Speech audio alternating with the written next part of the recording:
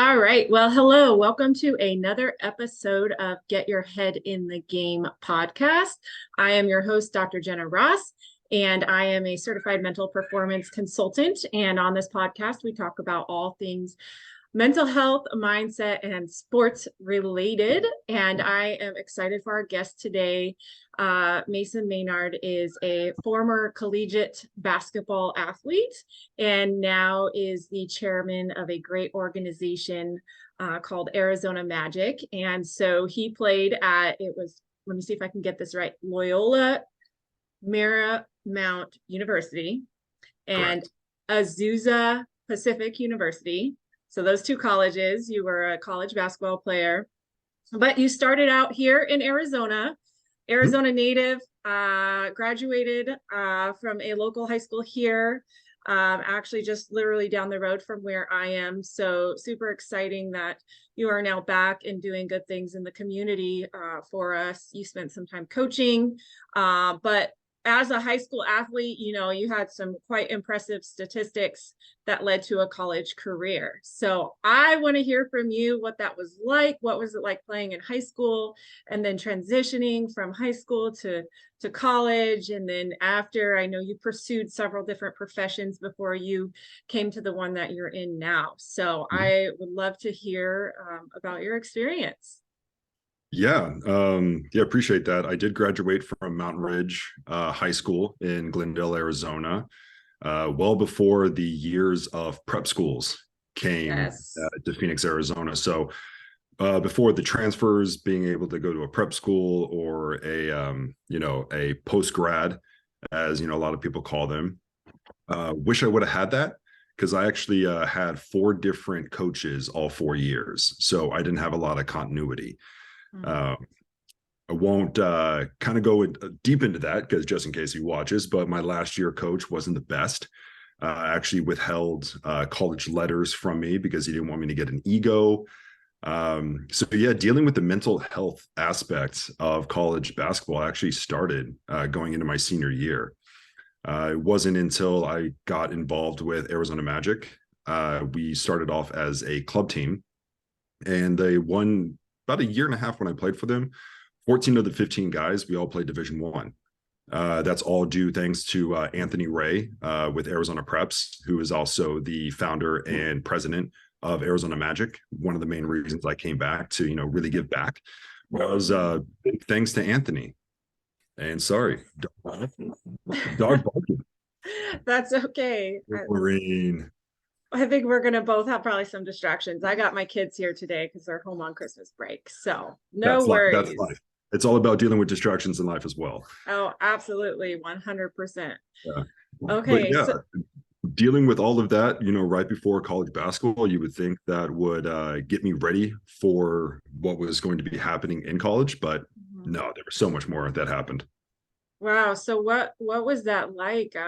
You talked about inconsistency with coaching, and that's such a vital aspect of the game and having that leadership. And I think that, that's a critical piece. So for you, what was that like for you as a player to not have that level of consistency? It was more of it allowed me to really focus on myself and realize that, even though basketball is a team sport, I knew that, on my team, there were some younger guys who ended up playing college basketball as well. But me as a lone senior, I Oh, you froze. and really focus on my There we numbers. go. Oh no, There you go. am I Are you back? back? You're back. I think I am. All right. Technology, fantastic when it works. Oh, I know, right? Okay, so it allowed you to kind of step up then as a leader for your team.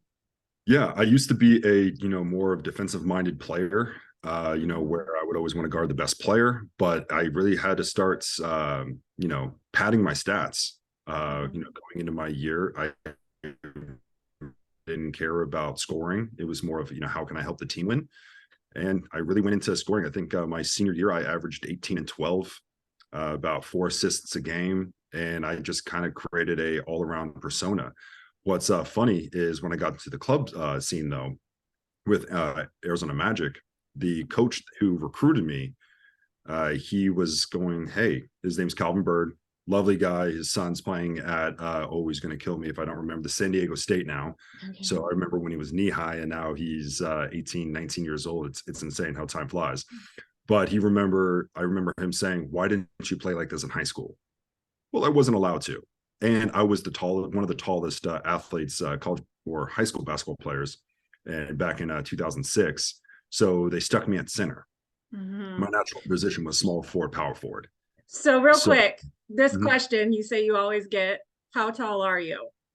So on a good day after leaving the chiropractor, now we can get into the reason why I need a chiropractor is I'm just under 6'10".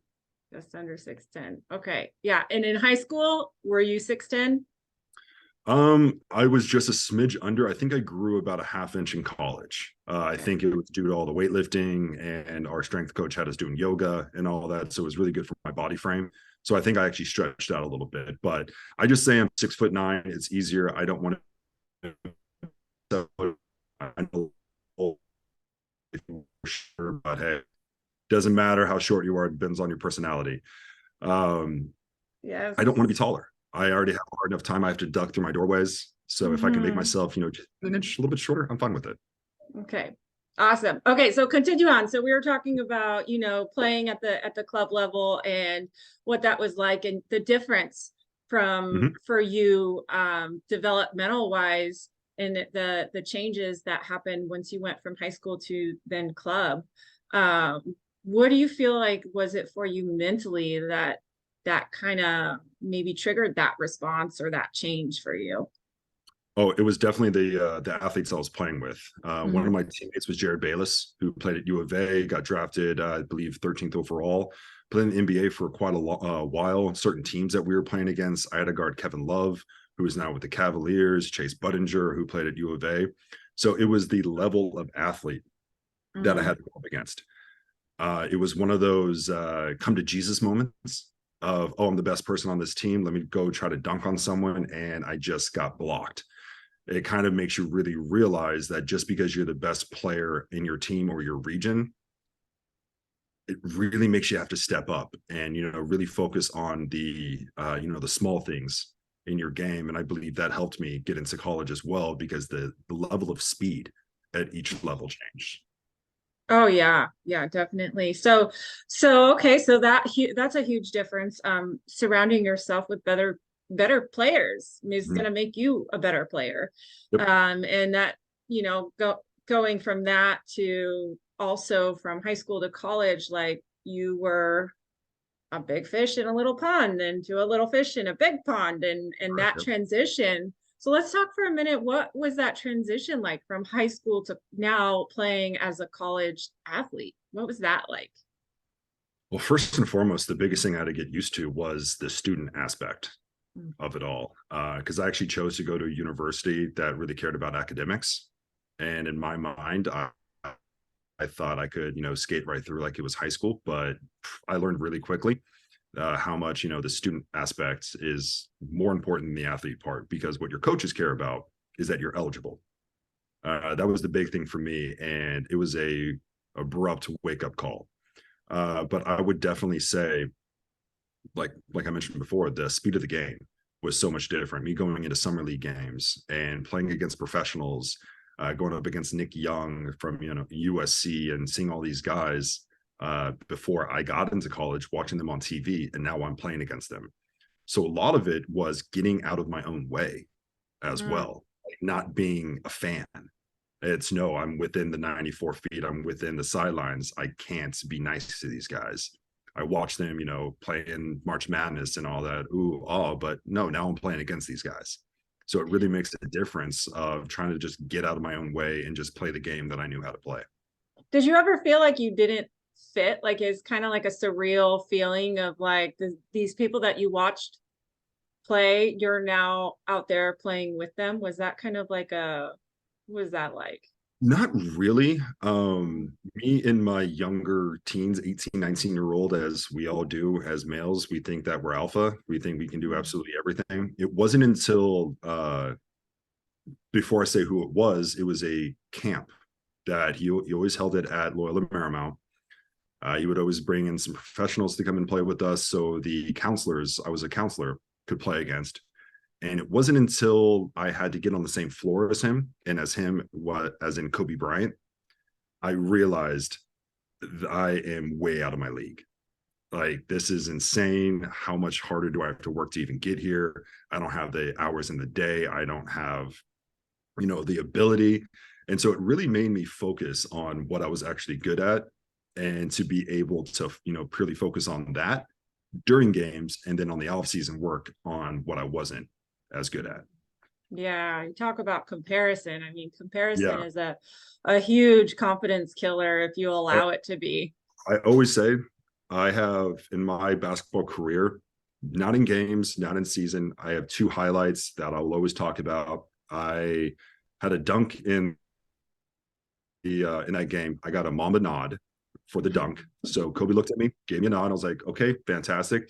I'm a Phoenix Suns fan, but you're a GOAT. So absolutely, thank you. Then my days coaching in Atlanta, Georgia, I was Dr. J's son's Julius, his coach, who ended up playing at Cal. And he called me coach one time. And I was like, Dr. J just called me coach. My life is done. I'm complete.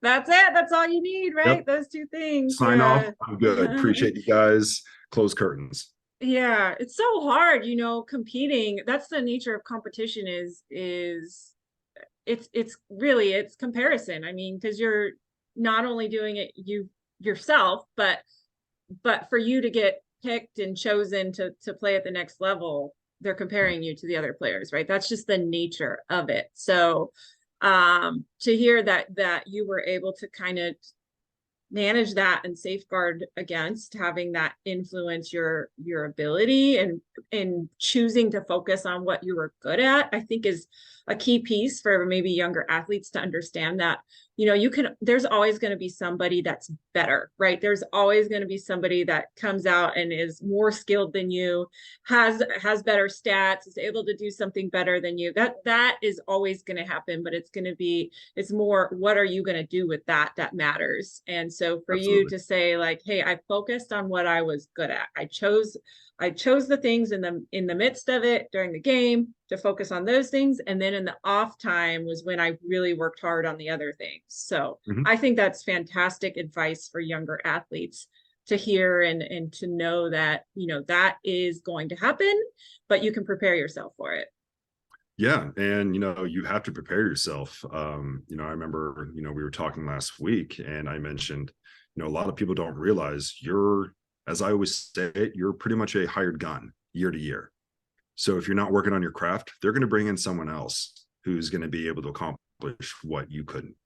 So you kind of have to think a year or 2 years ahead of, okay, my junior year, what can I do better? So they're not bringing in a all-star, sophomore. Now that this transfer portal is opened up, it's pretty much free agency. So if someone wants to leave a certain school, they can go grab a not. So that's a lot of it as well now. Wow. Yeah, that is true. So real quick, I'm going to just remind people, if they're hopping on right now, this is Mason Maynard. He is a collegiate athlete, and we are talking on our podcast, Get Your Head in the Game, where we talk all things mindset, mental health, and sports related. So back to our conversation. He's talking about his time playing in college and what that was like, always having the next level of competition coming up, and how to stay prepared for that and stay on your game, really. So let's move then. You played in college, then you went to Azusa. What caused that change for you? So unfortunately, my head coach at Loyola Marymount, Rodney Tension, was let go of duties, and I didn't want to play for the new guy coming in. There was some past history at other schools that he was involved in that I kind of knew about, and it wasn't the type of coach that I wanted. So ended up actually played for another school. Wasn't the biggest fan of there either, because we can go into it a little bit later, but it was one of those deceiving, lie to you to get you there to sign. So it was called Dixie State at the time. Now they're called Utah Tech. They're in the WAC conference. Just wasn't a big fan of their program. That's where I got my first major basketball injury. They kind of brushed it underneath the rug and wanted me to continue to play. Oh, you are So freezing. Are you couldn't there? walk. Yeah, I can still see you perfectly. Okay, your frame is freezing, so it might cut out just a little bit there. But okay, so playing at the smaller university, they kind of misled you when they brought you on, which I think, you're not the first to say that. I think that's fairly common with college athletes, is, of course they want good athletes, good players at their university, at their school, because it's going to boost them. So, what was that like for you then realizing, man, this isn't what I thought it was? Kind of earth shaking. Telling me that they were bringing me in to run the offense through me, to kind of let me be the guy on the team. I was a true junior coming in, so I had 2 years experience, underneath my belt, thinking that, this was going to be my team. And I knew at LMU, I wasn't going to be the guy because as a sophomore, a freshman came in who ended up getting drafted in the NBA, Orlando Johnson, a beast. He was great. I was completely fine. I knew my role. But, in the back of every athlete's mind is you want to be the guy on the team. So that's what I thought I was getting. Ended up only being there for a semester because I saw I took the rose colored glasses off and I saw the university for what it was. I believe they just needed to, fit a certain player in there. They were just looking for a scholarship, and I fit that mold, what they were looking for. Nothing against the coaches because they did their job. And, that is a lot of what we're doing at Arizona Magic Youth Outreach is, training these kids of what to look for when they're getting recruited. Because it's still happening to this day. Yeah. So Yeah. that's really what we're looking for. And, Anthony Ray, the president, is doing a phenomenal job. He's an NCAA certified scout. He's got great relationships with coaches. And we can kind of cut through, the BS of the recruiting process and kind of help them figure out, is this a good fit for me? Or is it just a good, or are you just a good fit for them? We wanted Mhm. we want the athlete to be the fit, not the school to be a fit, if that makes sense. Oh yeah, absolutely. I think that's so key because nothing is worse for an athlete to get there, be in it, and then be like, this isn't what I thought it was. Like Right. I have worked with athletes that's happened to and counseled them through it. And it's detrimental to not only their motivation to be there, but their abilities and their skills, I think, in the sport. Because they're just discouraged, really. And that's a hard truth to come by. Is like, well, I thought this was going to be this what they said it was, and then it's not, and they're faced with, what do I do now? So for you going through that, what was it that you're like, okay, I'm going to leave here and go to Azusa? Couldn't have said it better myself from the dog barking. Talked to my parents about everything. I called Anthony, who was Oh, it's frozen again. saying like, what's going to, no. There we go. You're back.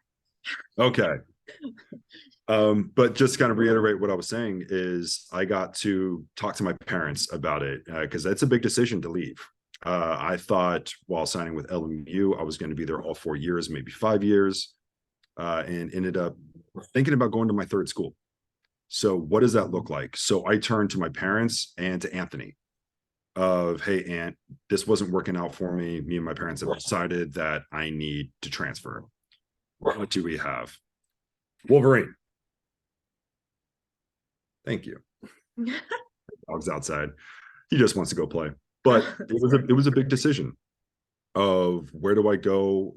If this is going to be my third school, this one has to stick.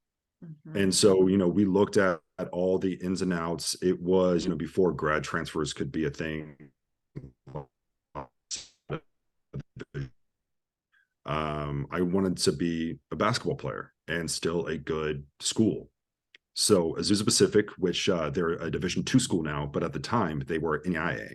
But me, all my teammates at APU, we called ourselves like the Big East Conference of NAIA because all the schools that were in that conference had Division I bounce backs, whether it was they got overlooked, injuries happened, like for me, and it was Division I style basketball. The arena was massive that we played in. My first year there, we lost by a point in the national title game. That's still very kind of painful to think about. But teammates were, great at the time. And yeah, I was really happy that, I still had Anthony to fall back on because I kind of gave him a checklist of what kind of school I was looking for. And this was a school that originally recruited me coming out of high school, but they knew I was getting Division I offers that they didn't think that they could land me. It was kind of one of those schools that I wish that they would have, because yes, it's NAIA. People only want to play for the big D1 schools and all that. But once again, another thing that we're doing at Arizona Magic, you're still playing college basketball. You can still get noticed. I have teammates from there playing, who played overseas. One guy's still playing, and he graduated back in 2009. So his career is still, in full swing. So that's a lot of it that, we have to get out of our minds as an athlete, that it's to a high level D1 or nothing.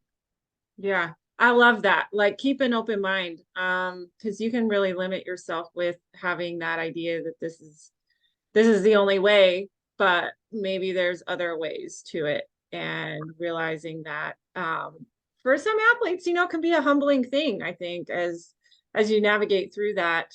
So I love that you had somebody there with you, your parents and Anthony, to kind of guide you and give you that mentorship, that leadership, to help you, because otherwise you're kind of walking in blind, right? And not really, you think this, but hey, let's talk to some other people first, and people Right. that you trust, that are wise and experienced, I think is so key for younger athletes that are moving through the process of this, of playing in high school and wanting to play at a higher level, is to have those people in your life. So I love that Absolutely. you mentioned that.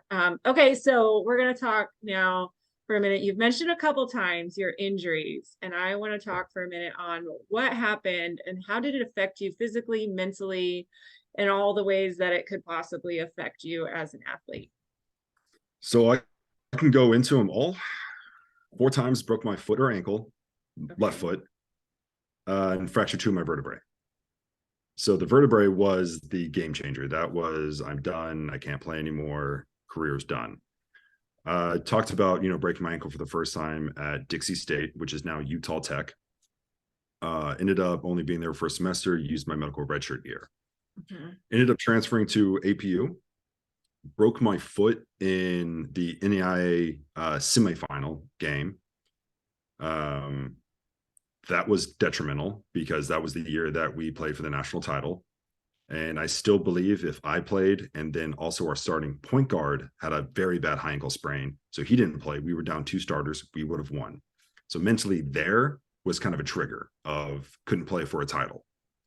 Every athlete's dream to play for a title. Pushed myself over the off season, tried to come back a little bit too soon, broke my foot again. So Mm. first time was the second metatarsal, next time was the third metatarsal. Mm. Missed all of preseason. And Wow.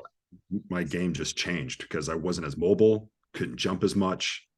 I used to have a very high vertical. I think in high school I got it measured. It was about 35, 36 inch vertical. I could jump, I could shoot, I could defend. I was, an athlete. Had to Yeah. change the entire game. So what was it then? Okay, you said you came back maybe too soon. Um, and I think this is a topic for athletes to know. You're an injury is a tricky thing, because I think, some athletes, majority are probably like, I'll just push through. It's pain, right? Like that's part of playing the game. Um, you may have a few athletes that are like, oh, I'm gonna baby it, and I'm gonna be slow with this, right? A few of them, but I think the majority of athletes, a part of being an athlete is that you tend to push through pain that might be telling you otherwise. So for you, what was that like coming back? Like, how did you make the decision, I am gonna come back to play? Was it the medical staff? Was it the athletic trainers? Like, what was that process like? Yeah, you're right. I mean, I did want to come back because one, we brought in a transfer coming in from Ole Miss, my exact same position. Didn't want to lose my starting position. Mm. I was a starter all last year. I didn't want the risk of losing it. Ended up losing it because I pushed myself too hard, and I didn't have the best relationship with this athletic trainer. She thought that it wasn't as bad as it was, that I could come back a little bit sooner. And, I trusted her because that was her job. Not saying that she did a poor job, but, with me only being there a year, she didn't really work with me all that much. She didn't know my other injury history as well as she probably should have. And yeah, I just pushed myself to come back. Wow. So mentally, it was more of if I don't come back, I'm never going to play again. I'm going to lose my position. Then I'm just going to be the injured guy. So more of a fear of missing out. Yeah. I mean, the year prior, we just lost in the national title game. My fifth year, my fifth year senior position, we were ranked number 1 in the nation in the NAIA. I was like, oh, we got a chance. And, this is, our year. I'm not going to sit out in preseason. And then it happened, and I was well behind by the time I came back. I gained a bunch of weight because I couldn't run. I couldn't do anything. The bike doesn't really do anything. And I just lost it. Ended up becoming kind of a coach on the bench. That's kind of where I got my passion for coaching a little bit, just, helping out the younger guys. And then that year is when my back just happened. I think it was a kind of a culmination of the wear and tear of me taking charges over the year, me diving on the floor for balls, and then I landed on a chair, and that was kind of just it. The thing is, I didn't even know I broke it until 2 years afterwards. Wow. Wolverine. When I got in a car wreck and I got an X-ray, and they're like, "Yeah, you have 2 fractured vertebrae. Did you know about this?" And I was like, "Well, I can probably think about when it happened." But kind of that whole thing of just pushing through because Oh, man. the fear of missing out. I didn't want to be the guy sitting at the end of the bench. Mm-hmm. Wow. Yeah, that is so, I mean, that's really, I mean, athletes face that because it's just the pressure, right? The pressure of being there, having to protect your position, like you said, and having to maintain that. I mean, there's so much in that being there, if you're on scholarship, if you're getting money, to pay for your schooling by playing, like all these thoughts that can happen. So mentally, what kind of place were you in mentally during that time? Very dark. Mm-hmm. I'm willing to admit that there was some, very dark thoughts. I got kind of to the edge of never wanted to go through it. So I braced that of, should I just end it? Because now my life's over. I'm not playing sports anymore. That is all I knew. I grew up playing sports, soccer, baseball, basketball. Those were my 3 sports. And now I have nothing. What am I doing with my life? I was the type of undergraduate that I cared about getting good enough grades so I could play. I never thought about life outside of sports.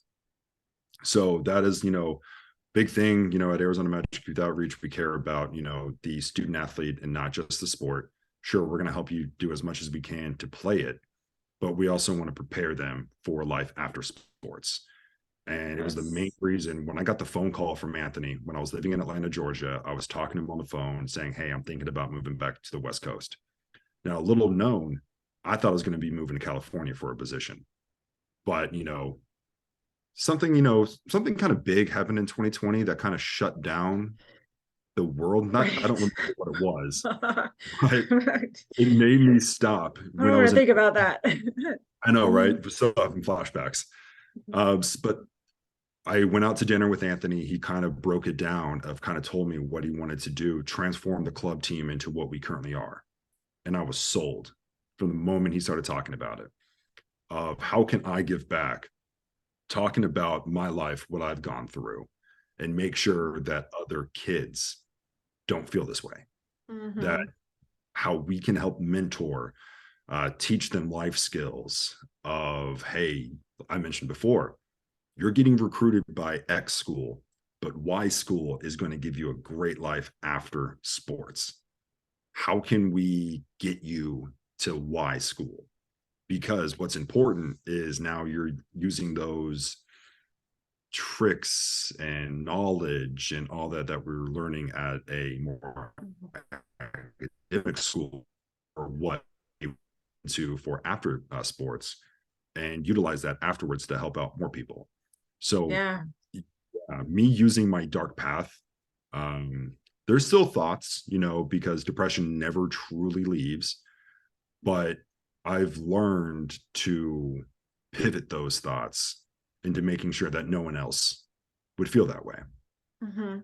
I think it's so important what you just said is like pivoting your thoughts of choosing something else. And for athletes, younger athletes that are there, that sport is their entire identity. And I talk about this a lot is like you have to understand and you have to build your identity outside the sport Yes. because once that sport goes away and like you just said, you're left with now what? Who am I? And there's that void that you have to fill with something and understanding that you are more than the sport. And I love like what you're talking about it, because it's the bigger picture, and the bigger picture for an athlete is life beyond the sport. Like those skills that you learn when you play are going to correlate to life if you can do that, if you can allow that.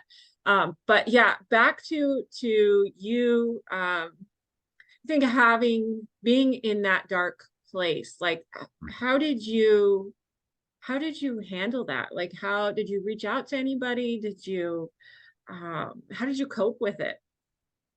Not proud of it. Alcohol wasn't the Okay. best. I went from, weighing 240 pounds to I spiked to about 280 pounds just because I was depressed. I was drinking when I got home from work because I hated my job at the time, Oh, because I thought I was made for so much more. I was still in the world of sports, doing sports radio, helping, mhm, selling ads. I'm like, this isn't what I want to do. Um, but, it really, I got a good group of friends out of it. They weren't college athletes, but I knew I had brothers in them. That aspect helped me. And then what really did it, I, briefly mentioned it before, I started coaching. mhm, I coached high school basketball for 5 years.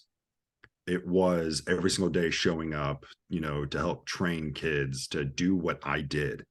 And I could tell the way that they would look at me was, all right, we're not going to listen to the head coach because, yeah, that's just the head coach. He did it.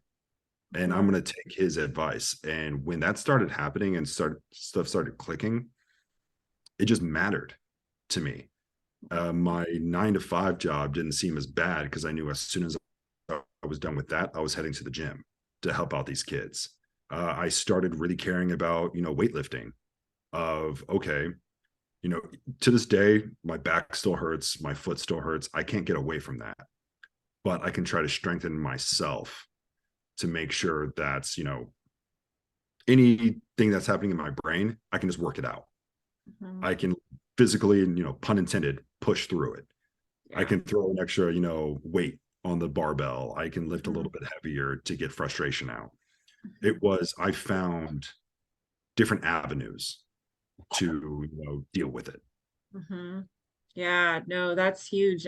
Thinking about, the path for that is you on one side you had, okay, I'm gonna cope with it using alcohol, substances, things to kind of really numb it, I think Yep. is a good way to say that. And realizing then that didn't work.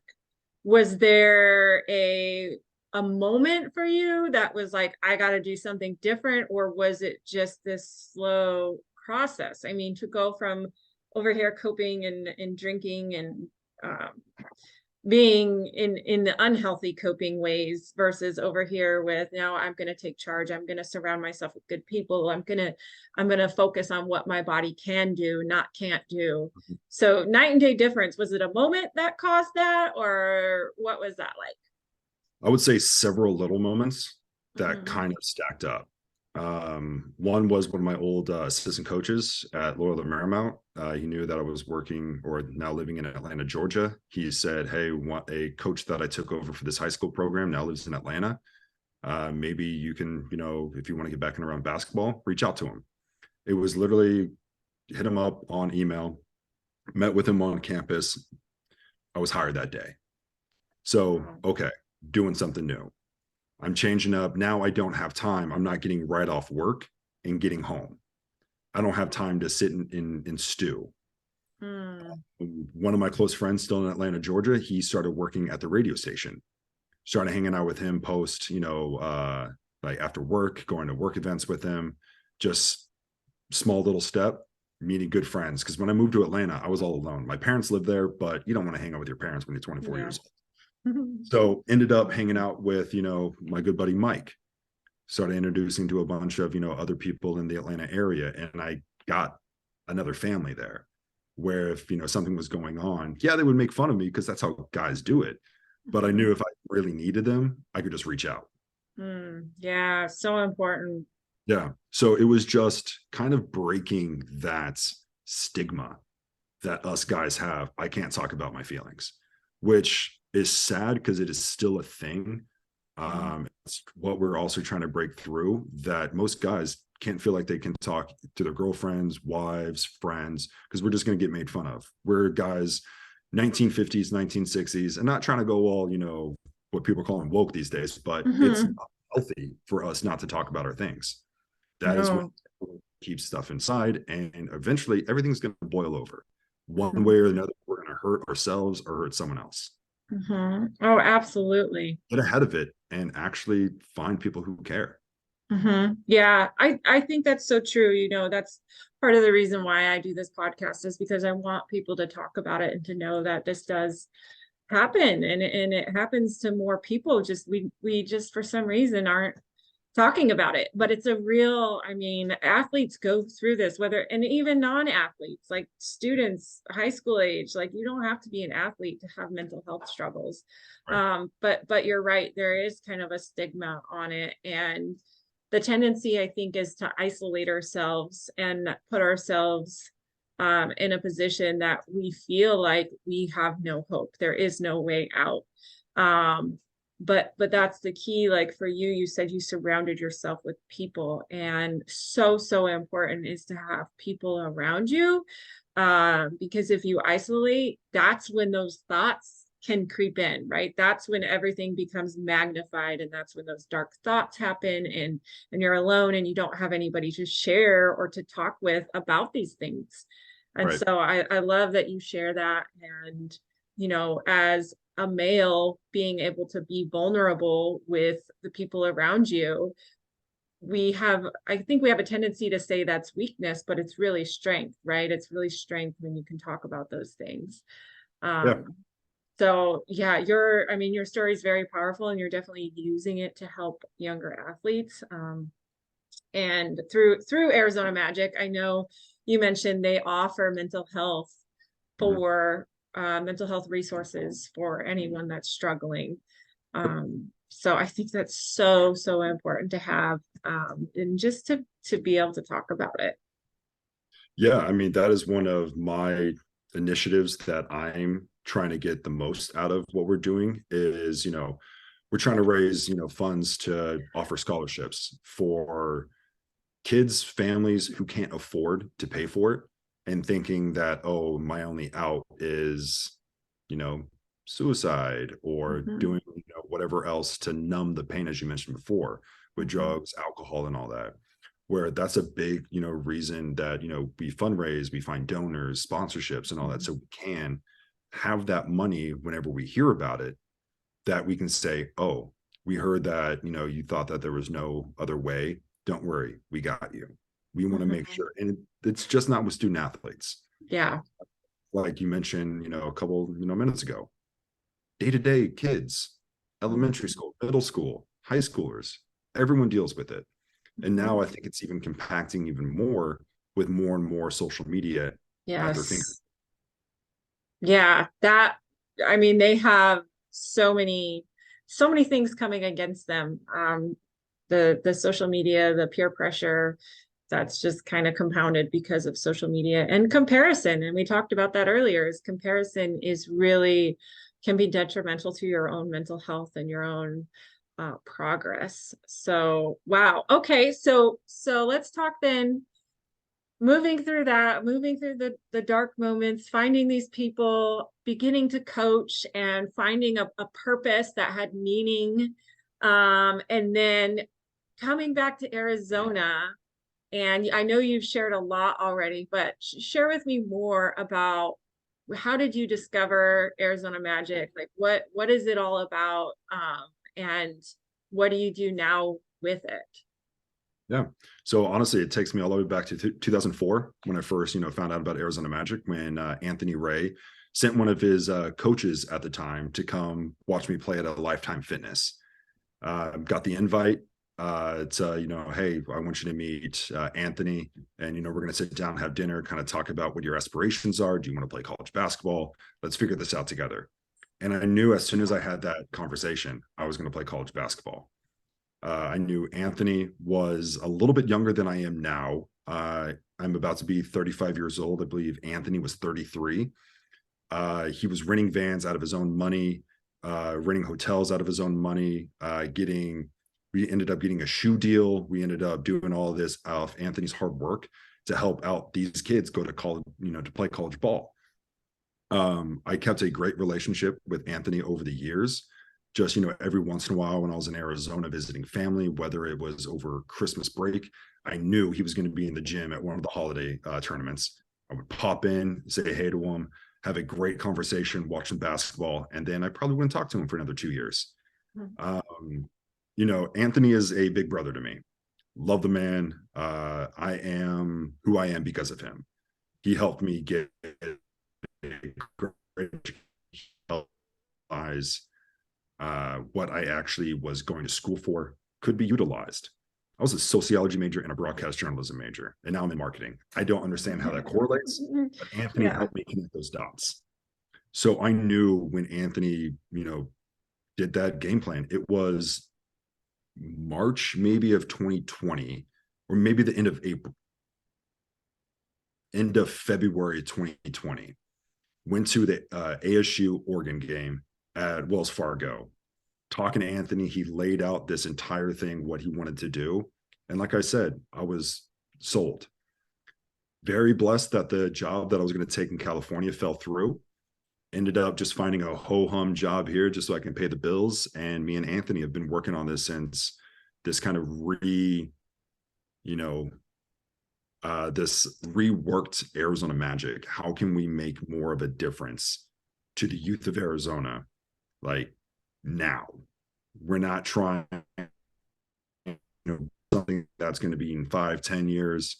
We've been working hard on this for about 2 years, and we're right at that precipice where we're going to be able to do everything that we've planned on doing and really making an impact. And this has been Anthony's baby, as he calls it. This is his legacy. And I tell him, my legacy is to make sure your legacy happens. And so everything I do for this nonprofit is I'm trying to have everyone know everything that he's done for, Arizona basketball first and foremost, but then, other kids, like helping them out. Even if he doesn't know him, he's going to help him out, because that's just the kind of guy he is. And I'm really trying. That's one of the reasons I came on this podcast. I always say I like being Oz behind the curtains. Yeah, behind the talked scenes, about that. just preaching about Anthony and what we're doing. But Anthony doesn't want to boast about himself. Yeah. And I'm more than happy to play that quartet, play that orchestra, and kind of get the name out there for him. Yeah, that's so amazing. That's so, I mean, just to know like what, because there's a lot of Arizona has a lot of high school athletes, like obviously, and so it's a market that needs, we have single parent homes, we have all kinds of struggles happening for that age group, and that's part of my passion in my consulting business and counseling is that demographic, high school and college, just they need to see their own potential. Like there is so much potential. And I think that's what for you sharing on who Anthony was for you was Anthony saw that potential in you and was like, here's the plan. Let's do this. And to have somebody believe in you, I think is just so like it's so motivating when you have that person. Like I know in my life, I have one person that has believed in me, and it's like it makes such a difference in your future. It's like just that one person to pour into you. Okay, here's the plan. This is what I think you should do, right? And then you're like, yeah, like they see that in you, and so he did that for you, and now you're doing that for other high school, college age athletes, like being able to see that potential and give them not only see the potential, but give them the resources to actually accomplish it is what's so incredible. So I love that. That is absolutely amazing. Yeah, I'm just trying to do a tenth of what Anthony does. Yeah. Because right now he is most likely sitting in a high school gym scouting kids, not the blue chip players that we automatically know are going to play college ball, but he's trying to find that diamond in the rough to give them that opportunity. Mm-hmm. Yeah, so awesome. So any last words of advice, keys that you would give to somebody who's in high school, maybe if you would have known when you were in high school, anything that you want to share before we close this out? I mean, it's kind of like a duh statement, but in the moment, you really don't think about it. Don't believe everything you hear the first time. Of just because you're receiving a college letter. I got shoe boxes full of college letters. I have handwritten notes from college coaches. That's not their real signature. That is either a stamp or it's just a copy of one. Now we have so much DocuSign and all that happened. Unless you're on the phone with a coach, you can hear that passion in their voice and all that. That is like the big thing. And then if you don't get recruited by your dream school, I mean, it should matter to you because you are passionate about it, but you're going to find your new dream school who you play for. Like me, my dream, I wanted to play for U of A. Grew up here, moved here right when Lute Olson, won the national title, 97, no, 98. Oh, I'm losing that track of that. We moved here at 95. Yeah. So me learning how to love basketball was then. My head coach at Loyola Marymount was Lute Olson's first assistant. So it was, in a stable kind of area. I got what I wanted. I had a great coach. I had a guy who would invite us over for dinner, over for lunch, because we were broke college athletes. This was well before NIL. He cared about us. Now, head coaches can be kind of traumatizing when it comes, because we have to realize their job is on the line because of us. But if you have a coach that truly believes in you, that wants the best for you, there's some mental stuff that you can go through with that coach. But at the end of the day, he truly cares about you, or she truly cares about you, because we just don't focus on boys basketball. We focus on girls basketball and all that as well. Wanted to get that out there. Yes. We care about everyone in the state, middle school, all the way through high school, post college. Okay. So that truly cares about you and that believes in you is huge. Don't believe everything you hear.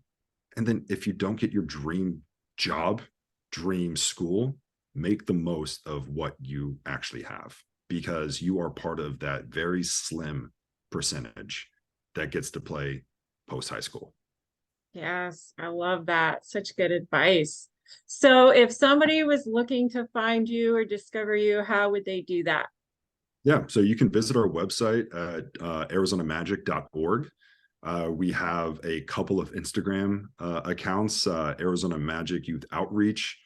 We're actually starting a basketball academy as well. So Arizona Preps Academy, where we're also teaching life skills, training parents of what to expect when your kid's getting trained, training them. We're doing scouting services about kids, doing as much as we can. And we're going to be valley-wide eventually, but in the new year, we're going to just be at one location and looking to expand valley-wide to help as many kids as we possibly can.